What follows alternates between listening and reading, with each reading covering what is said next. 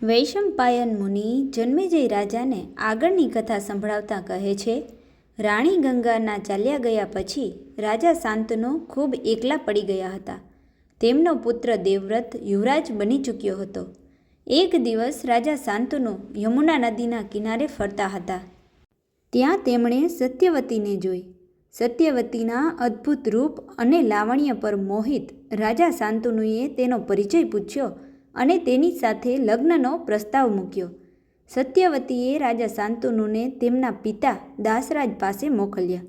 રાજા શાંતનુએ તેના પિતા દાસરાજ પાસે જઈ સત્યવતીનો હાથ માંગ્યો.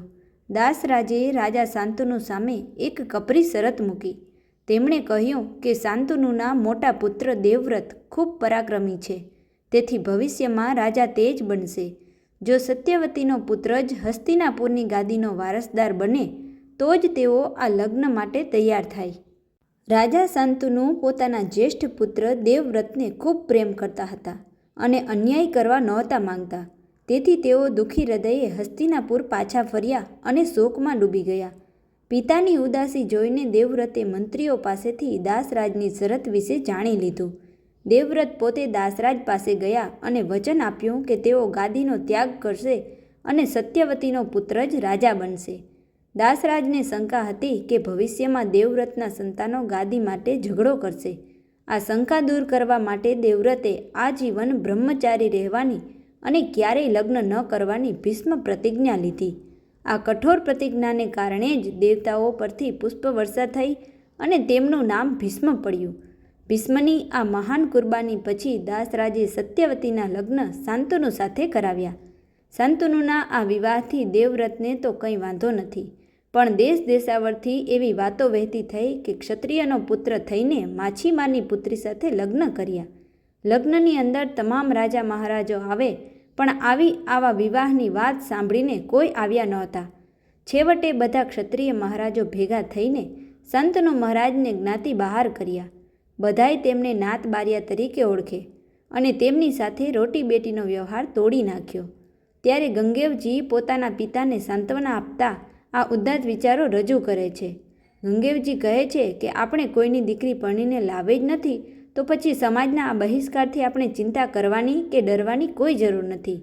ત્યારે શાંતનુ મહારાજ કહે છે, તારી વાત તો સાચી, પણ આગળ ઉપર જતાં કાયમને માટે જ્ઞાતિની બહાર રહેવું તો યોગ્ય નથી. હું મારા મનને વશ ન રાખી શક્યો એટલે મેં આખા કુળને કલંક લગાવ્યું. ત્યારે ગંગેવજી કહે છે, પિતાજી તમે ચિંતા ન કરો, સુખેથી રહો. હું સત્યવતીને મારી સગી માં કરતાંય વિશેષ માનીશ. શાંતનુ મહારાજ શાંતિથી રાજ કરે છે. સમય પછી સમય વીતતો જાય છે. રાજા શાંતનુ અને સત્યવતીના લગ્ન પછી મહાભારતની કથા હસ્તિનાપુરના વારસદારોના સંકટ તરફ આગળ વધે છે, જેમાં ચિત્રાંગદ અને વિચિત્રવીર્યનો જન્મ તથા તેમનું ભવિષ્ય મુખ્ય છે. રાજા શાંતનુ અને સત્યવતીના સંયોગથી 2 પુત્રોનો જન્મ થયો. મોટો પુત્ર ચિત્રાંગદ અને નાનો પુત્ર વિચિત્રવીર્ય. બંને પુત્રો હજી નાના હતા ત્યારે જ રાજા શાંતનુનું અવસાન થયું. ગંગેવજી ખૂબ લાડકોડથી બંનેને મોટા કરે છે. ભીષ્મ પિતામહે તેમના વચન મુજબ મોટા પુત્ર ચિત્રાંગદને હસ્તિનાપુરની ગાદી પર બેસાડ્યા. ચિત્રાંગદ ખૂબ જ પરાક્રમી પણ અત્યંત અભિમાની રાજા હતો. તે કોઈને પોતાનાથી શ્રેષ્ઠ ગણતો ન હતો. તેના જ નામના એક શક્તિશાળી ગંધર્વ ચિત્રાંગદ સાથે તેનો અહંકાર ટકરાયો. બંને વચ્ચે કુરુક્ષેત્રમાં સરસ્વતી નદીના કિનારે 3 વર્ષ સુધી ભયંકર યુદ્ધ ચાલ્યું. આ યુદ્ધમાં ગંધર્વે હસ્તિનાપુરના રાજા ચિત્રાંગદનો વધ કરી નાખ્યો. તે સંતાનહીન જ મૃત્યુ પામ્યો. ચિત્રાંગદના મૃત્યુ પછી ભીષ્મ પિતામહે સત્યવતીની સંમતિથી નાના ભાઈ વિચિત્રવીર્યને ગાદી પર બેસાડ્યા, જે હજુ સગીર હતો. ગાંગેજીને વિચાર થયો કે મારે તો લગ્ન કરવા નથી, પરંતુ મારા નાના ભાઈને કન્યા કોણ દેશે? એક દિવસનો સમય છે.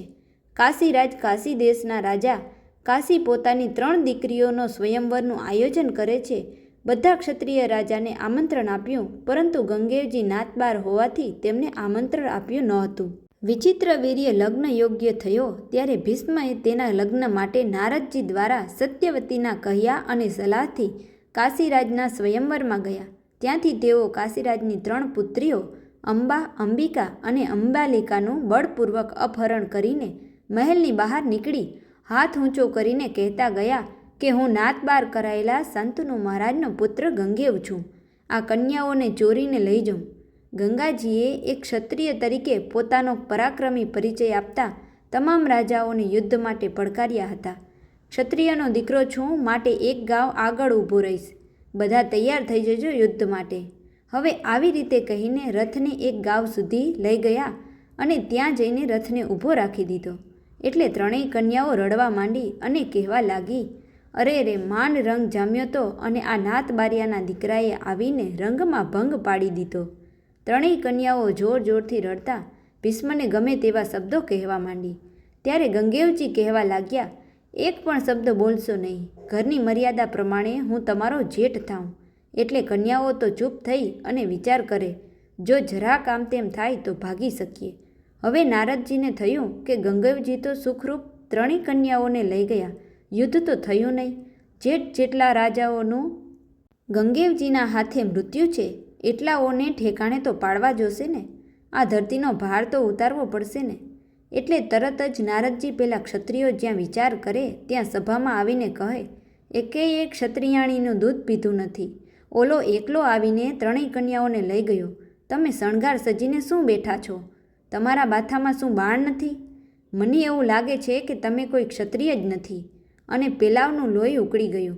શું વાત કરો છો નારદજી? અમે બધા ક્ષત્રિય છીએ. નારદજી કહે, જોઈ લીધા. વેત નહોતો તો શું કામ કાશીમાં લાંબા થયા? નારદજીએ તો ન કહેવાના વેણ કહ્યા અને રાજાઓ અત્યંત ક્રોધે ભરાયા.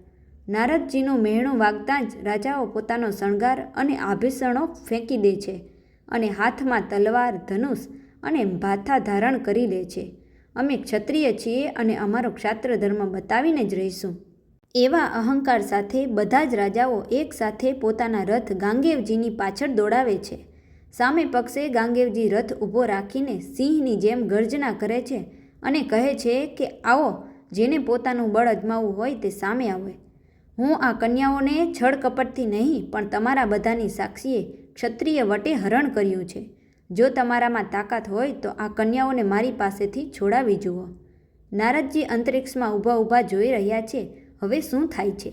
હવે આ વાતચીત જ્યાં ચાલે છે ત્યાં પેલી કન્યાઓ રથમાંથી નીચે મંડી ઉતરવા. ગંગેવજીને થયું કે આની હારે ઝઘડો કરીશ તો આ ત્રણેય ઘર ભેગી થઈ જશે. હસ્તિનાપુર માટે આટલો મોટો જોખમ ઉઠાવ્યો એ બધી મહેનત પર પાણી ફરી વળે. એટલે ગાંગેવજીએ રથમાંથી નીચે ઉતરીને બાણ છોડ્યું અને એ બાણથી ત્રણેય કન્યાઓને બંધનમાં લઈ લીધી. કન્યાઓને થયું આની અંદર બળ કંઈ ઓછું નથી, એટલે હવે જે લલાટે લખ્યું હશે એ થશે, બાકી હવે આપણે કાંઈ બોલવું નથી. એમ વિચારીને ત્રણેય કન્યાઓ તો રથની અંદર બેસી આ તમાશો જોયા કરે છે. સભામાંથી નીકળેલા ક્ષત્રિયો એક સાથે ભીષ્મ પર બાણોનો વરસાદ શરૂ કરે છે, જાણે આકાશમાં વાદળો ઘેરાયા હોય. ભીષ્મના એક એક બાણ સામે આખી ક્ષત્રિય સેના ધૂળ ચાટતી થઈ જાય છે. એટલું જબરદસ્ત યુદ્ધ થયું અને આ યુદ્ધની અંદર જેટલા ક્ષત્રિય રાજાઓ હતા તે વિચાર કરવા લાગ્યા કે આ કન્યા આ નહીં તો બીજી પણ મળશે, પણ આ યુદ્ધ કરશું તો ઘરે છે એના પણ ચૂડલા ભાંગશે, માટે આની સામે ક્યાં માથાકૂટ કરવી. અને પહેલાં એવું હતું કે કોઈ કન્યાનું અપહરણ કરીને જો કોઈ વ્યક્તિ લઈ જાય તો કોઈ પણ રાજા તેનો હાથ ઝાલતો ન હતો. આવી મર્યાદા હતી. એટલે વિચાર કરે કે ગાંગેવજી આ કન્યાઓને રથમાં બેસાડી એટલે પાછી આવે તો પણ આપણે એની સાથે વિવાહ કરાય નહીં. છેવટે ગંગેવજીએ મહાસ્ત્ર નામનું બાણ છોડ્યું અને બાણ વાગતાં જ બધા પર પૃથ્વી પર ધરાશાયી થઈ પડ્યા.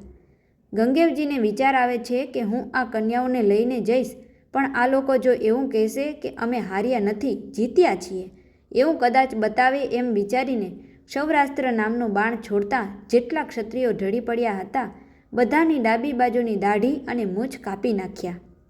બધાયને ભદ્ર કર્યા અને પછી રથ ઉપર બેસીને મૂછોને વર દેતા જોઈ કે હવે કોઈ ક્ષત્રિયનો બચ્ચો ઊભો થાય અને દુનિયાને કહે કે અમે ગાંગેવજીને હરાવ્યા છે. ગાંગેવજી ત્રણેય કન્યાઓ સાથે વિજયી બનીને હસ્તિનાપુર તરફ આગળ વધ્યા અને જતાં વચ્ચે મારવાડ દેશ આવે. શૈલ્યરાજ ભાનમાં આવેલો અને ભાગીને મારવાડ ભેગો થઈ ગયેલો. હવે આ મારવાડ દેશ જ્યારે આવ્યો ત્યારે અંબા નામની જે કન્યા હતી તે ગંગેવજીને કહે છે કે મને તમે ખાલી ખોટી લઈ જાઓ છો. મેં પહેલેથી જ નક્કી રાખ્યું છે કે વરવું તો શૈલરાજને જ વરવું, માટે મને લઈ જઈને તમે શું કરશો? ત્યારે ગંગેવજી કહે છે કે પારકા પુરુષને વરેલી કન્યા મારા ભાઈ માટે કામની નથી, માટે આ શૈલરાજનો મારવાડ દેશ આવ્યો, તું ઉતરી જા. એટલે પેલી અંબા નામની કન્યા તો ઉતરી ગઈ, પરંતુ આગળ જતાં શૈલરાજ પણ અન્ય પુરુષ દ્વારા જીતેલી કન્યા તરીકે અંબાનો અસ્વીકાર કરે છે. ગાંગેવજી તો રથ દોડાવી હસ્તિનાપુર આવ્યા છે અને બંને કન્યાઓને મત્સ્યગંધાને સોંપી અને માતાના આશીર્વાદ લીધા. બંને કન્યાઓ તો ત્યાં હતી, પણ પેલી ત્રીજી કન્યા આંસુડા પાડતી આક્રંદ કરતી કાશી તરફ ચાલવા માંડી. જ્યારે અંબા રસ્તામાં આક્રંદ કરતી જતી હોય છે ત્યારે નારદજી તેને મળે છે અને આશ્વાસન આપતા કહ્યું, હું પ્રતિજ્ઞા કરું છું કે તને ગાંગેવજી પાસે મોકલીને જ રહીશ, પરંતુ શૈલરાજનું નામ તું ક્યાંય લેતી નહીં, નહીંતર તારું કામ નહીં થાય.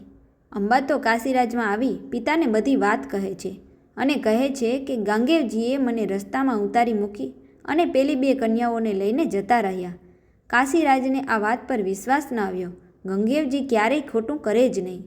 ત્યારે જોર જોરથી અંબા રડવા લાગી અને હું સાક્ષી ક્યાંથી લાવું? ત્યાં તો નારદજી નારાયણ નારાયણ કરતાં ત્યાં આવી પહોંચ્યા અને નારદજીની સલાહથી ત્રણેય પરશુરામ પાસે આવ્યા. અંબાએ પરશુરામજી સમક્ષ પોતાનું દુઃખ વ્યક્ત કર્યું કે ભીષ્મ મને સ્વયંવરમાંથી બળજબરીપૂર્વક ઉપાડી લાવ્યા, પણ હવે તેઓ મારો સ્વીકાર નથી કરતા કે નથી મારા લગ્ન તેમના ભાઈ સાથે કરાવતા. હું બેઘર થઈ ગઈ છું. પરશુરામજીએ અંબાના આંસુ જોઈને તેને ન્યાય અપાવવાનું વચન આપ્યું અને કહ્યું, ભીષ્મ મારો શિષ્ય છે, હું તેને આદેશ આપીશ કે તે તારી સાથે લગ્ન કરે અથવા તારો સ્વીકાર કરે. પરશુરામજીએ ભીષ્મને પોતાની પાસે બોલાવ્યા.